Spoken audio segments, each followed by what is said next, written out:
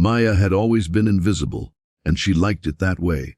She sat in the back row, kept her hair covering half her face, and never raised her hand in class. Her voice was as soft as a breeze, barely heard and often ignored. But sometimes being invisible wasn't enough to keep the monsters away. It was just after second period when it happened.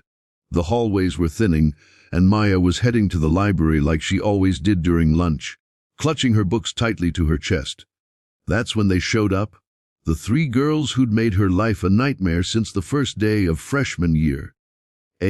Freak, snarled Brooke, the leader, tall, loud, and always surrounded by laughter that never sounded kind. Her two shadows, Jessica and Lexi, flanked her like bodyguards.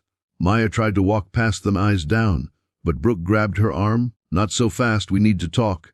Maya opened her mouth, but no words came. Her throat locked. Her breath quickened. "You think you're better than us?" Brooke hissed, pulling her closer. "Always hiding behind your hair like you're some poor little victim." Before she could respond, the girls dragged her, literally, down the hallway. No one stopped them. No one even looked twice. That was the part that hurt the most. They shoved open the heavy bathroom door near the back gym and threw her in. Her back hit the cold tile wall. Tears blurred her vision. Time for a makeover. Jessica smirked, pulling a pair of scissors from her bag. Maya shook her head frantically. "Please don't." But they laughed.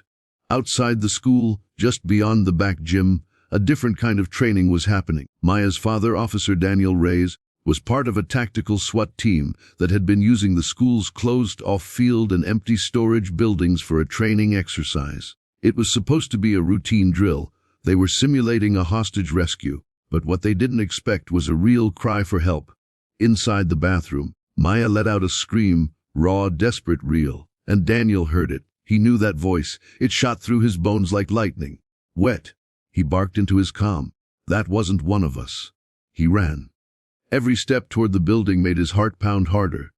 Years of training kicked in, but this was different. This wasn't a mission. This was his little girl. He burst through the gym doors and tore down the hallway. The bathroom door flew open. Brooke turned, eyes wide. Jessica dropped the scissors. Lexi froze, and in the doorway stood a man they didn't expect, armored, armed, and furious. Daniel didn't have to raise his voice. "Step away from her." The girls backed off, suddenly trembling. He rushed to Maya's side. Her face was red, streaked with tears, her sleeves torn. "Are you hurt?" he whispered, kneeling beside her. She shook her head, but buried herself into his chest. For the first time, she didn't feel small. She felt safe. School officials were called. Parents notified. The bullies were suspended. But the damage had been deeper than physical. Maya stopped talking altogether for a week after it happened. Daniel sat by her bed each night, unsure how to fix what he couldn't protect her from. One night, Maya finally spoke. "You're brave," she whispered. He looked at her surprised. "I want to be like that too." That moment changed everything.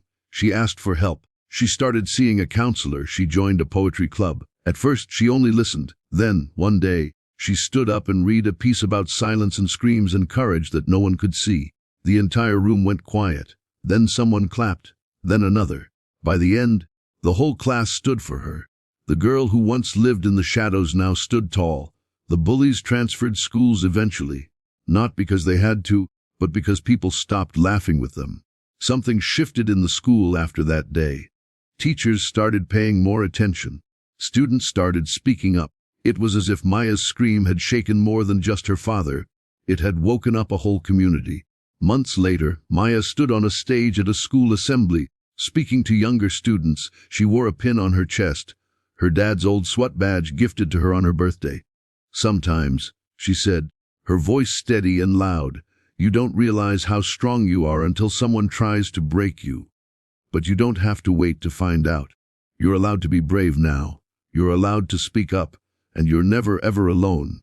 Her dad watched from the back, eyes full. This wasn't just about bullying anymore. It was about survival. It was about healing. It was about rising and taking others with you. And Maya never hid behind her hair again.